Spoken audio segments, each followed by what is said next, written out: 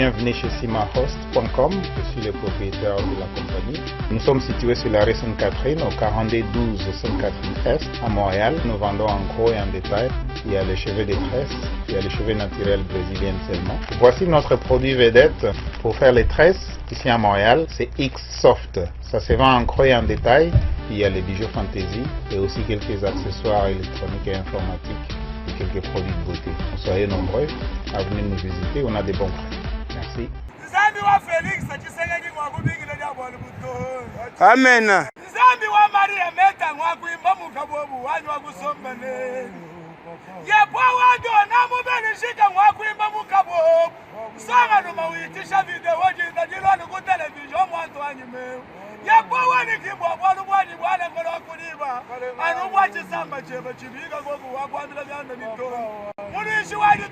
Fachi, béton, béton. Fachi, béton, béton. Bote bandeko balandia, c'est Stevie balandia. Émission Évangile solo moto na moto et pas wapi toyaka kofungola kaba chapitre na ba verset Congo et le cas ebele. Merci mingi comment la bino ebele pona kolanda émission de tolobaka soki tozu libaku ya kozwa moto na bilité. Mais na souci ya Congo atala nzela singa toko luka koyamba ye pona ko partager na ye ba chapitre oyo na Évangile oyo solo moto na moto. Ya wabino molobeli maître dona na moni esengo mingi komona bandeko ebele bazali kolanda émission ya kitoko ya okitaka mitema ya bamama na bapapa na balokuta ebele yango tolukaka bato oyo ya mayele oyo abwanya baya okitisa mitema ya bamama mitema ya bato bazokisami na lokuta pour ke balala malamu nalobaki maître dona ata antidépresseur. Vraiment merci beaucoup komona mama Angèle Mbouyi na kati ya Anvers kolanda émission oyo. Merci beaucoup, maman Julie Wangaja. Pourquoi pas papa, Linona maman, Irene Kalombo na kati ya Biaris et na pesimbote na Monsakoli Meta. Alors, bandeko, tozali na nzela singa na Kenzo Mukendi. Botuna ingai Kenzo Mukendi akenda wapi? Lelo nde bomona bogis. Ezali ka ba contre temps maître donnant. Merci ko temps et mon ani susu. Poto soana ba mbote Kenzo Mukendi, membre simple à IDPS UK. Mbote, Molebelia peuple congolais, maître donnant. Le très puissant maître Dona, les Angaï Mei Kenjo Mukendi, membre simple, il y a UDPS UK. Mbote, pas Yozali, Mbote na ba Congolais, Mbote na président Félix Tshisekedi, Antoine Chilombo. Merci beaucoup Mbote na président Félix Tshisekedi Antoine Chilombo. O kala mingi te na mboka Belgique ko yinda bato bakotonda pona koyamba ye. Premier voyage na kati ya Schengen banda komi mokonzi ya mboka suite bosanité.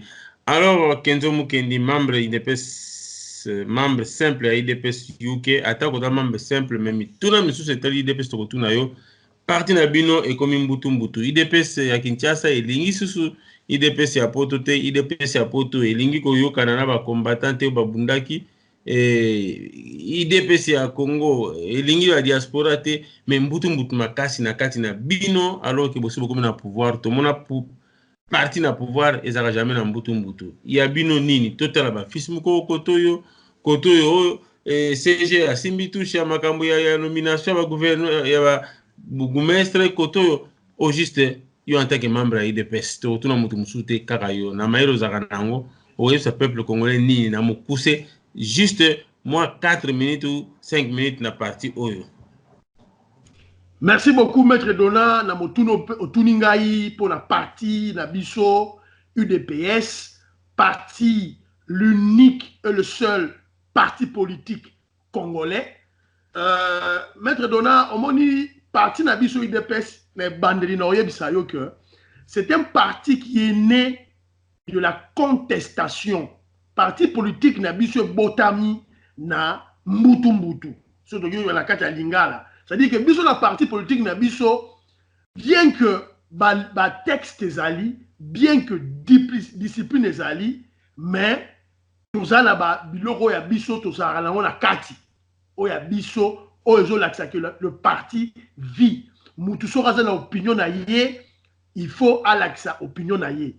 Maître Dona UDPS ezaki toko, UDPS ezali très bien pour preuve. Il faut tala ndenge ba parlementaire debout na biso bazo sala musala malamu ba yokaso ba pasteur Gili ba président Jules Jean-Pierre Zomba, Moussala, sorry. Fils Mukoko. Bon, Maître Dona, na fils Mukoko te, nazali, naza membre IDPS, naza koloba, na motema. Naza membre IDPS. Oui, azali membre IDPS. Maître Dona. Oui, je n'en disconviens pas, Maître Dona. Toute organisation humaine, pour ezala sérieuse, et tambola na texte, pe na discipline. Oyo ba bengaka la ligne du parti. Ceux qui yo ozali adhérents, ozali membres na kati organisation, il faut kolanda la discipline du parti et la ligne du parti. Tangu ye mukoko, azali ko telemela par autorité établie, azali ko telemela hiérarchie établie, azali ko telemela président à l'intérim Jean-Marc Kabundu Bardemine, azali ko telemela secrétaire général Nabiso Augustin Kabouya, ezali ko lobake, azali ko telemela président Félix Tshisekedi Chilombo. Sokaza mobali, soki ye mukoko aza mobali, atel misamanduki na ye contre président Félix Tshisekedi Tondi Maye. Oyo aza ko sala wana, kotanga Jean-Marc Kabundu ko fingira Augustin Kabouya, ezali ba fuite en avance, azali ko baluka na sima. Maître Donato raisonné. Est-ce que vous allez sûr que la négociation est celle pour la formation au gouvernement? Makambo est les Ranakati a eu des pèses. Nyos secrétaire général Augustin Kabouya Zosala. Vous croyez que le président Félix Tshisekedi il n'en sait absolument rien? Aïe bien voté, Azo contrôlant voté. Donc vous croyez que le président Félix Tshisekedi est naïf, aïe politique Mouko konda yebi. N'appelle cet exemple mon maître Donat. Biso tozali na alliance tosali partenariat na FCC pour le gouvernement. Ezali te que tosali yango pour tous ba partenaire tonimi. C'est la constitution qui nous oblige puisque le FCC est majoritaire au Parlement. Ezali ne prescrit la constitution ne tindi biso. Ezali volonté na biso te. Alors fils Mukoko a sa l'idée d'opinion mais apparemment il ne comprend rien du juridisme au Tewana. Donc, il doit se taire à l'anda, ligne à parti. Mais la vérité, c'est quoi, Maître Dona? Pour Olobi le Romoro, il y a diaspora, il y a UDPS à Libanda. Il n'y a aucun problème dans UDPS à Libanda. L'UDPS, la structure n'a pas UDPS, tozali na structure moro, il y a UDPS extérieur, ezali. Puisque la diaspora, ils ont englobé tout le monde. La diaspora, ils ont englobé tout le monde. Mais l'UDPS extérieur existe. La fédération de Liban Zala. Yo longwe a na poto tiki musala na yo. Ok na Kinshasa pour appeler son poste. Mais sois patient. Zala patient. Si que bato yo, bazo sa na Félix Tshisekedi lelo na présidence. Baza bata diaspora te. Baza bata UDPS extérieur te. Oh baza na katia présidence wana. 80%. Il y a ba conseiller président Félix. Mais c'est de la diaspora. Tout contre l'intérieur de Kinshasa, ça lui qu'on réclamait. Il y a un groupe des anciens membres de l'UDPS, mais sous à Londres, en Angleterre, par Keikuna, Kotizara li sous-souté, y a la réunion du sous-souté, na congrès auto ça dernièrement, to télémisi président Félix Tshisekedi, président parti, contribué, mais l'élo, à Kinshasa, poste. Ils ne veulent rien d'autre que des postes, ministres, PDG, ambassadeurs. Alors, tel que ma poste est limité, parce que la président Félix Tshisekedi Mawate, il y a un utiliser faible et parti, bateau basali manipulable, le roi Bamoukoko. Alors, au-delà de l'Europe, il y a l'Amouka, à utiliser na kabiliste, someli Mutuka, kabiliste, someli Mukoko, Jeep. Ce n'est pas le président Moutapé. Non, c'est faux. C'est faux. Président Moutapé, si yangote, le Kouta. Je démontre ça, c'est faux. À Juan, on a banzela naye, il y a nyamu, il y a kabiliste. Je veux dire, un fils Moukoko, la berage sous fils Moukoko, la berage Moukoko, a zong la discipline à parti, a zong la ligne de parti, a respecté la hiérarchie établie. A bon, c'est que le maître de maître, le premier docteur en droit Etienne Tshisekedi de Moulumba, a Kenaro Luka Jean-Marc Kabundu na Katanga, a Mémé secrétaire général. A Monaki Batamaye le Wanate, ba docteur au Baza Wanate. A Nomaki Augustin Kabouya, secrétaire général adjoint. Atika Milangwa na ye Oazo Salawana. Et puis, même sur le plan comportement, fils Moukoko n'a pas un bon comportement. Talaba Yokasan, parlementaire de Bounabiso, président Jules, pasteur Gili, tel comportement na bango, ils sont propres. Ce sont des pères de famille. Mais Moukoko, qu'est-ce qu'il fait? Bon, moi, il y a un concert à Ouera Sonte, à Langwe, ivre, qui se conduisent bien. D'ailleurs, force du progrès, président Mokato, Kaneli, on va le discipliner. D'ailleurs, il va discipliner.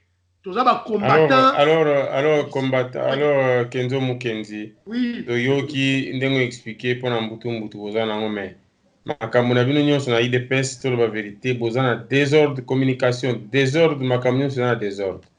Lelo yo président Azoya na diaspora.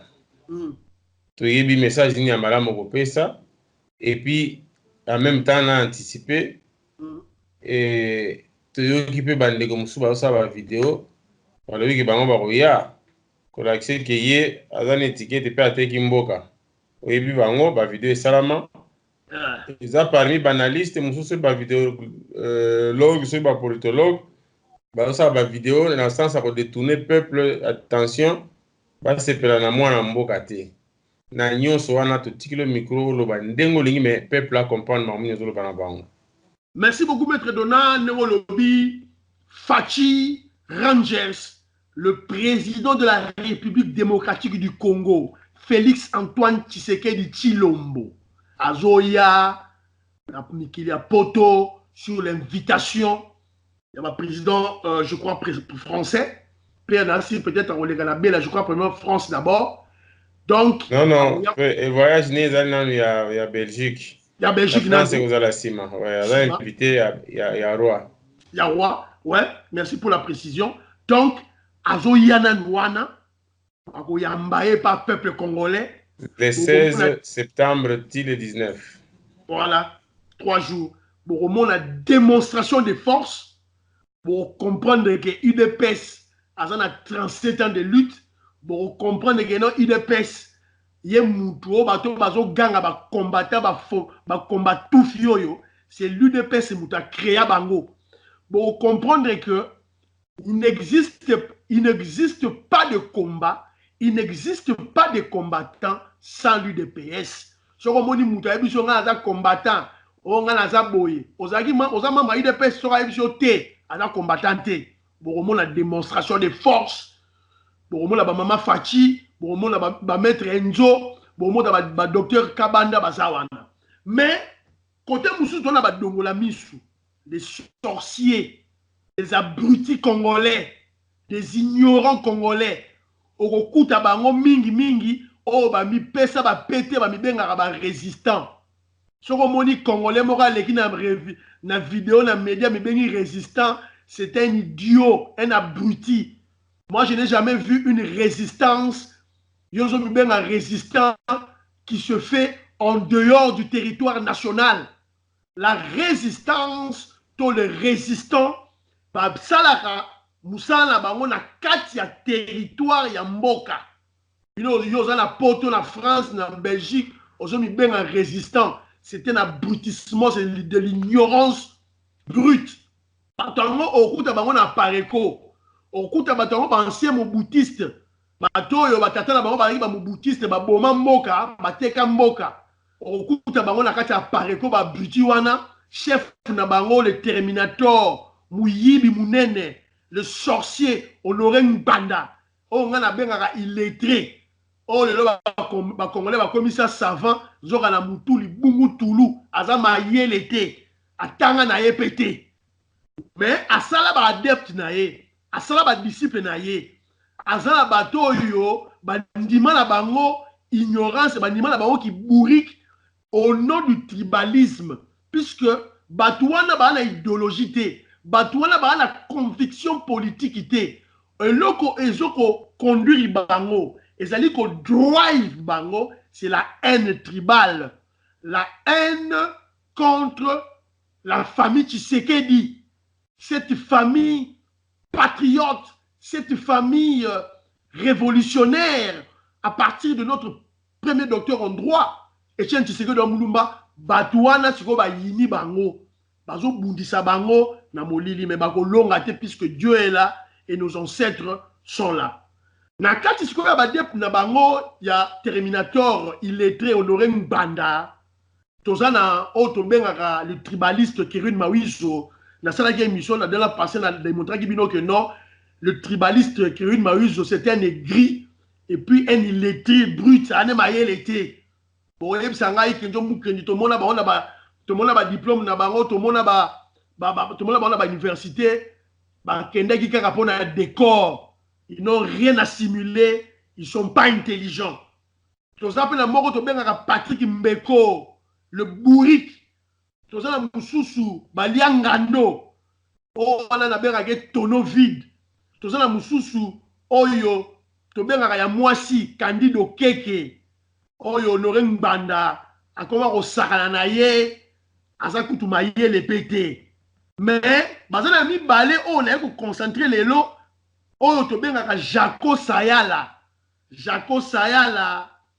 Na moko na bengaka Christian Bola Biema. Lelo na yeko démontrer bino que batumi balé oyo. La fois passée na tangaki masolo ya abruti le tribaliste Kérin Maïs na démontré ki bino que Azama yel était na monsieur Lekaki. Lelo na yeko laksa bino que non, vous perdez votre temps ya Rolandaka. Bourrique Moussous oyo ba bengaka Jaco Sayala. Botalaye, il fait l'air à la timoi linette naye, na mwanzela mino munene. Or la vérité bima, Jaco Sayala, c'est un sorcier. Ndoki, Kadiam Pemba, mona boulogi, bakanga ki na église moko na Belgique wana, azuki ndoki naye, abwaki yango na bana na ye. Bato a Belgique ba yebi ye.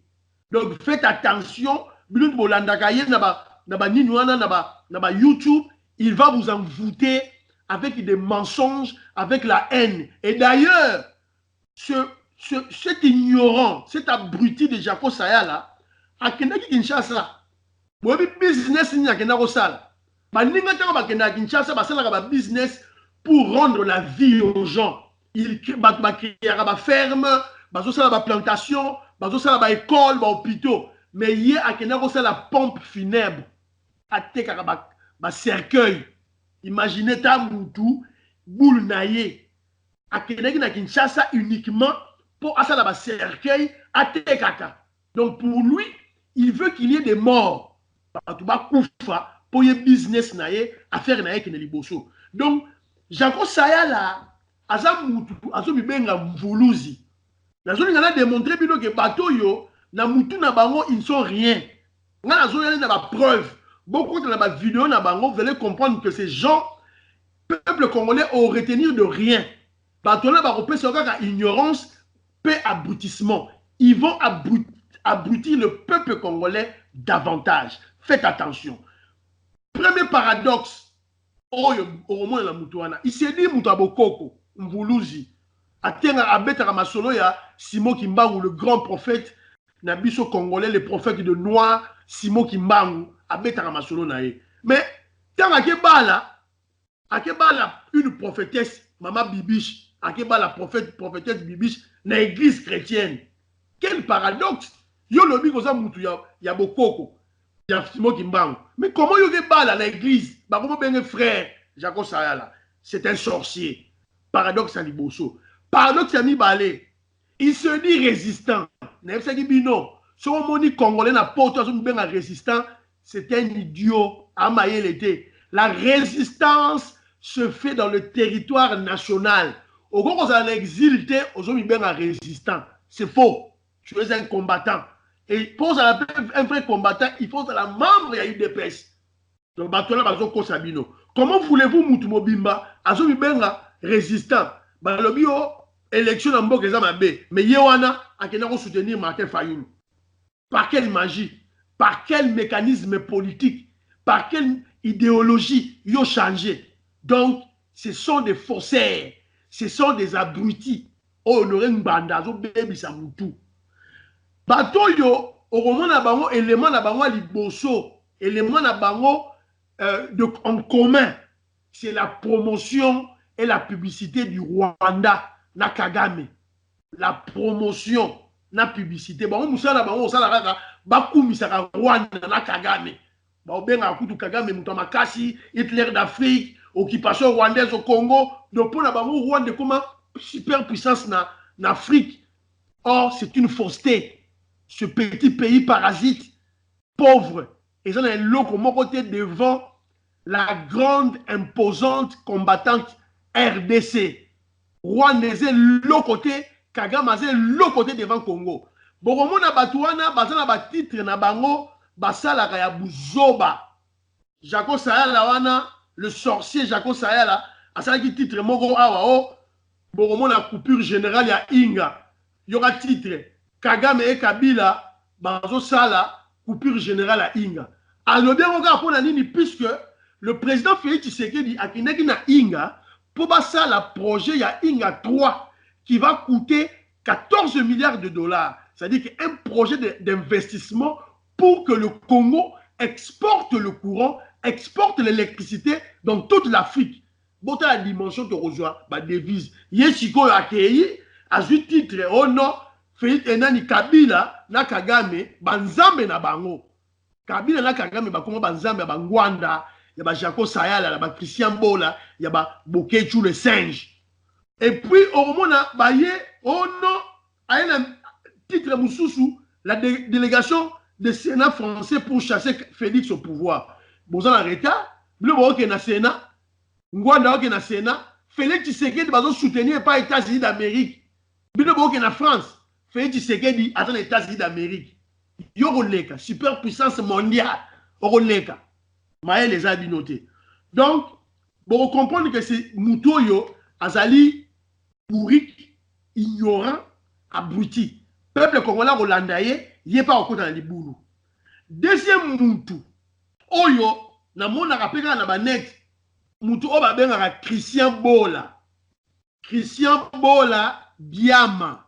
Il n'est pas là, t'as neti, il y a mounene pour impressionner les Congolais. Mais en réalité, c'est un cancre à bougre, zigoto amorphe.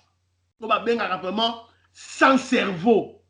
Au monde ailleurs, un juriste. Moi, je suis un juriste. La salle droit à l'université de Kinshasa, Louvanium. Mais yo sommes bien un juriste. Cela veut dire qu'on est intellectuel. Mais la mission na yo, n'a appelle ça principe moro juridique. Principe moro juridique, tout le monde a noté. Ce qu'on a dit Christian Bosembe. Christian Bosembe se dit, allô, maître Donna? Allô? Oui, allô?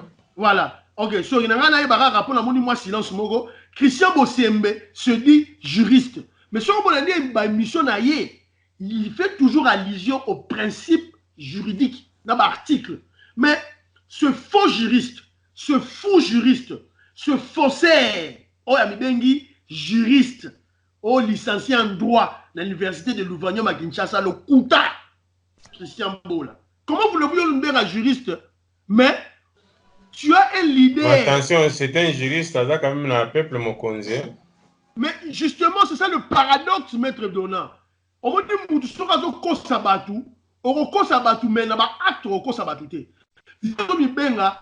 Juriste, intellectuel. Mais l'intellectuel, c'est celui qui est clair.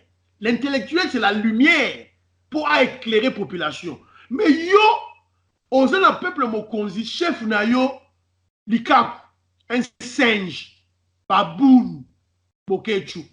L'ikap ou bokechu, un macaque, un singe, yé a commis chef na yo, bokechu. Tu es quel genre de juriste? Tu es quel genre d'intellectuel congolais? Yo mi bengi na tangi na Congo. Na sa juriste, na sa la droit na l'université de Kinshasa. Mais comment pour que tu es la chef na yo, as la leader na yo? Donc ce sont des faussetés, maître Donna. Peut-être, Moutouana a peut-être à l'école à l'université de Kinshasa, Maître Dona, puisque il faut établir la vérité historique. Il y a un régime, il y a Mobutu, Maître Dona. Bana bazo kola, bakomo bosana. Mabe Mobutu asana mboka na biso. Le maréchal buveur de sang humain Mobutu qui tuait les gens. Nan neveu na honoré Ngbanda Terminator. Maître Dona. Donc je crois que Bola Oyo, Christian Bola Oyo, et Zali Bato Yo, étudiant autre, mona na homme 10. Bato Yo, l'école à l'université de Kinshasa, Yebi O Nazo Benga, homme 10. Homme 10, c'est là où Rwanda, sécurité Mobutu, Tchaki, assassin, tueur, Bazo Boma Batu, na l'université de Kinshasa. Baba noko vana na homme 10. Yé Christian Bola Oyo. Je crois qu'avant na homme 10. Ce sont des tueurs, des assassins que le régime de Mobutu a utilisé de Konabango pour pas bomber Batu. Et Batouana, Maître Dona, Baba noko na ba auditoire te. Baba noko no tanga na bango te. Baba noko souba ba syllabus te. Po ba yebi ke baba noko leka na bango. Honoré Ngwanda. Net Honoré Ngwanda. Bamonde na l'université de Lubumbashi. Mais il n'a rien à simuler. Ce sont des gens que Mobutu utilisait pour la sécurité. Et Batouano Romona Bango dans les campus universitaires. Dans l'université de Kinshasa, au moins dans l'université de Lubumbashi, au moins dans l'université de Kisangani, dans l'IBTP, dans l'ISC, dans l'ISTA. C'est ce que Mobutu faisait. Et dans l'université de Kinshasa, dans homme 10, no rokuta ba Christian Bola oyo rokuta ba rokuna ba na rotanga te c'est un bourrique na mutu eloko ezate na ko démontrer bino pe eloko mususu Maître Dona na ba titre na bango titre moko na tangi bolole oyo ya Bola oyo na sima ya le singe Bokechu à ce titre moko F Bazaïba balobio nani Kabila a cette stratégie ya kotia F Bazaïba premier ministre ya Lamuka pour pas boma Lamuka siko awa ilunga ilukamba abimi premier ministre bomoni F Bazaïba. Ces gens viennent avec le mensonge, l'ukuta, l'intoxication pour notre baby saka mitema ya ba peuple congolais. À ça la émission mobimba lobi Félix Tshisekedi a renommé F Bazaïba premier ministre pour pas casser la Mouka. La Mouka il aura pété. Félix a nommé F Bazaïba. Si vous avez il ou Kamba, si vous avez premier ministre, si vous avez F Bazaïba. Voilà des mensonges. Deuxième logo. Moutu Oyo, Maître Dona, quand on a vu Sabino que bateau, les carabinons, net Oyo, ce sont des abrutis. Bateau na Moutu et logo exacté. À ça la émission Moko Boye, il y aura titre. Mike Hammer, Mike Pompeo, Peter Pam, donc américain, qui représentait l'administration, il y a Donald Trump, le milliardaire Donald Trump, le président des États-Unis d'Amérique, il y a Christian Bola, l'abruti, azobenga bango ba corrompu. Donc, quand on a mon titre Oyo, mbala moko nazo mona que bat Oyo, pas seulement ils sont têtus, têtutesse na bango mélangé na ignorance et ça ko pesa nga mawa. Donc bololé oyo ya nani ya Christian Bola donc ya yebite que États-Unis dans le monde.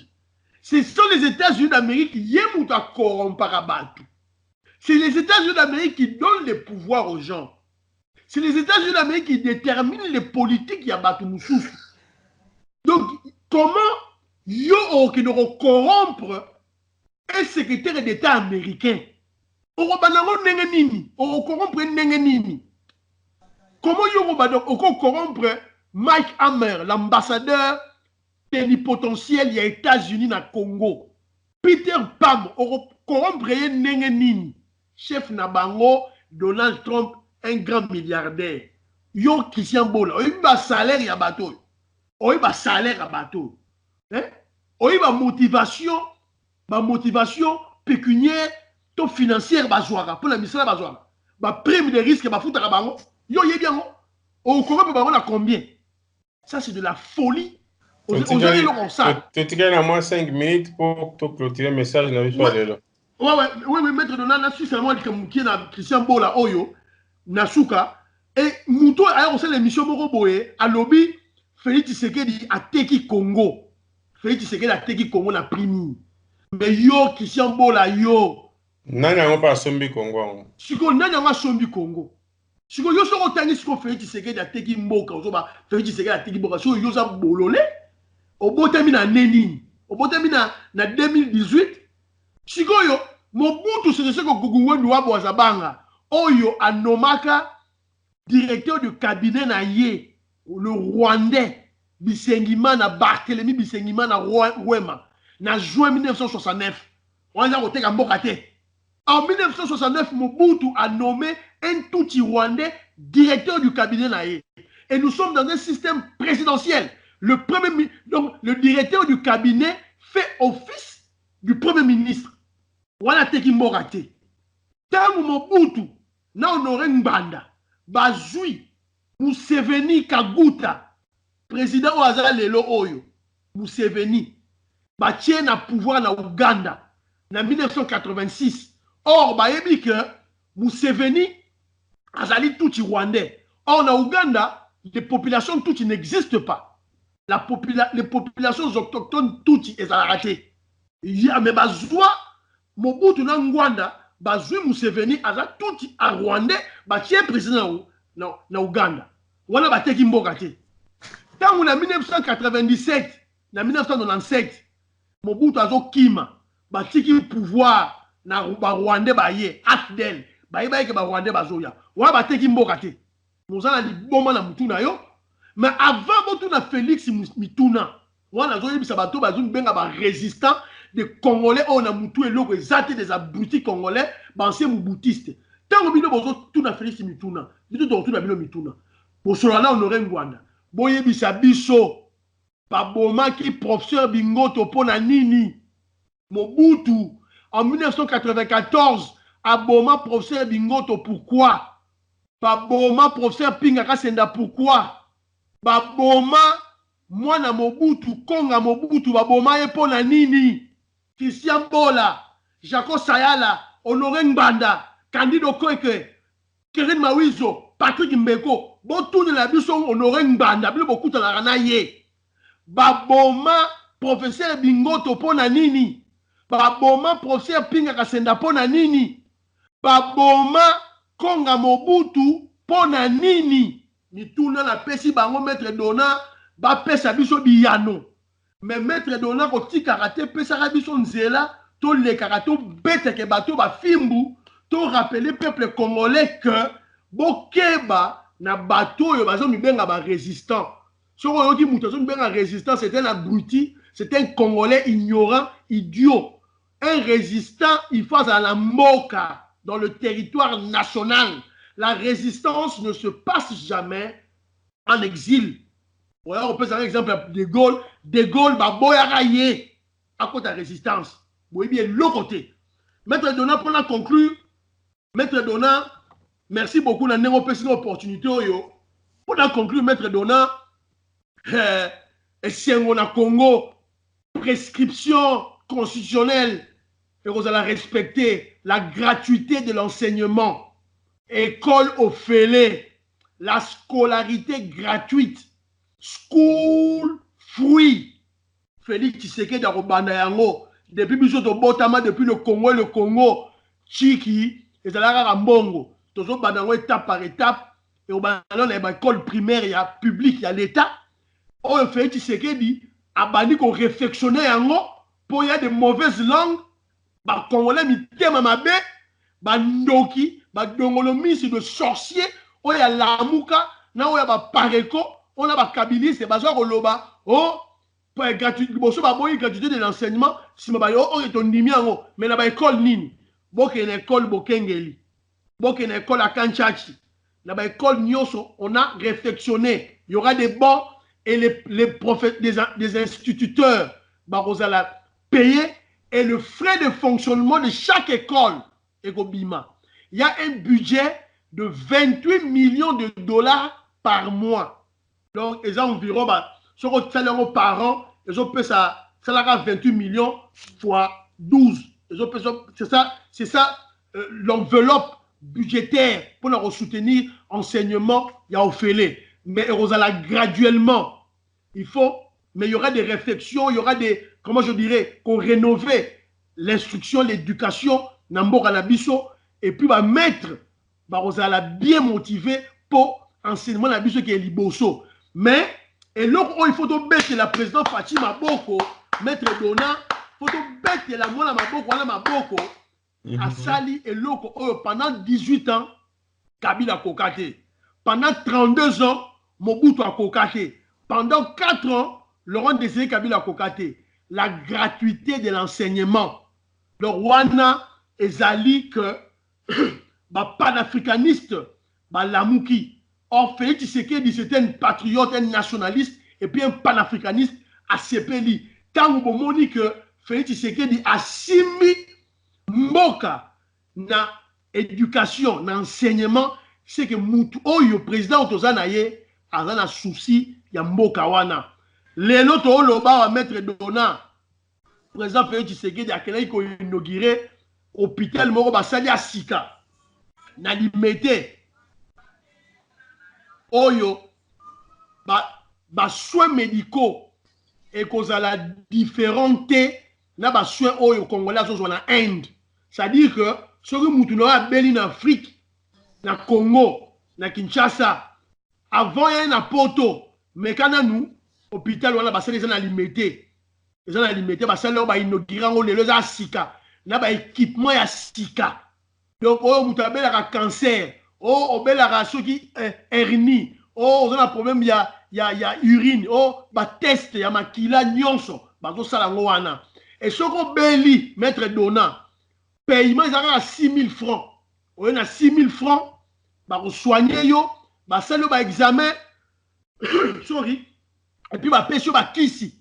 Le besoin comprendre que président Félix Tshisekedi n'a pas acte naïe, pas action naïe politique sur le terrain, a vraiment un souci la population naïe. Et rappelez-vous tout ce que président Félix Tshisekedi est en train de faire. Une minute. Ok, maître Dona, oui. Donc, le maître président Félix Tshisekedi a sala la minute oyo, a sala yango sans un gouvernement. D'ailleurs, nous on s'en fout de ce gouvernement. Et bimate, nous avons eu des peuple congolais, total l'année président Félix Tshisekedi. Et bon, moni que na moins d'une année, tu vas moi 8 mois, oh, il y a eu beaucoup konzi, bon, moni banzela nyonso, oh, il bebaki na Congo, na Kinshasa, na Congo Mobimba. Président Félix Tshisekedi a établi un nyonso. Kene na échangeur, au Mona Elengi, avenue du commerce, avenue Bokassa, avenue Kassavubu, avenue de l'université. Oye Boukana qui pendant ce qui combien des années pour que le hôtel en lelo, béton sur béton. Donc Fachi béton, Azali béton. Donc maître Dona, merci beaucoup de l'opportunité pour Singaï, Ngai Kenjo Mukendi, membre simple à UDPS, Nasolo là ba Imboka. La information pour la partie Nabiso UDPS, pour la président Nabiso, président Félix Tshisekedi, peuple congolais, boza malamu, na pesi mbote na batu nyonso oyo balandaka ngai, ba sympathisant na ngai na pesi bango mbote esika bazali. En tout cas, nous sommes ensemble prochainement, maître Dona. Merci beaucoup Kenzo Mukendi pour le message kitoko, nakanisi message lekani bato bayoki. Et koti malamu nakanisi mbala sima tokozanga jamais kobenga yo soki problème ezali pe obengi biso pona toujours ko servir le peuple congolais, mettre Dona au service du peuple congolais, au service de son pays et pour que mboka na ekende liboso. Encore une fois bravo na président Félix pona musala kitoko baza ko finga mais azolo bate mazo sala. C'est comme ça mboka ekokende liboso. Alors ezali plaisir komona bino Olanda émission kitoko evanse moto na moto nde tokutani mbala sima. Ciao.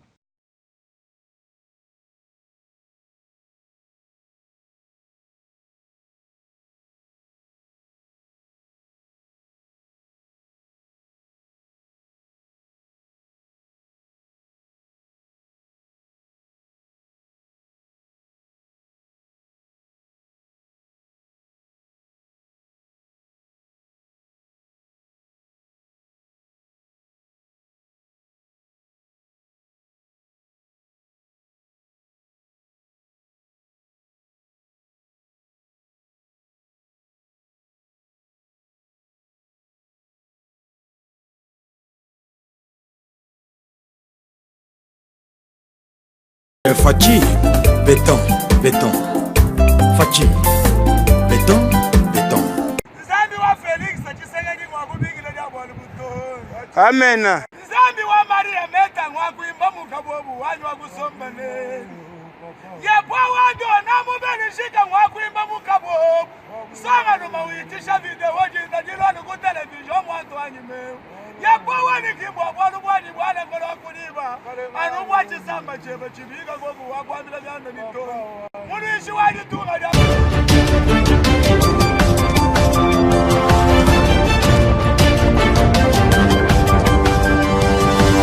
Thank you.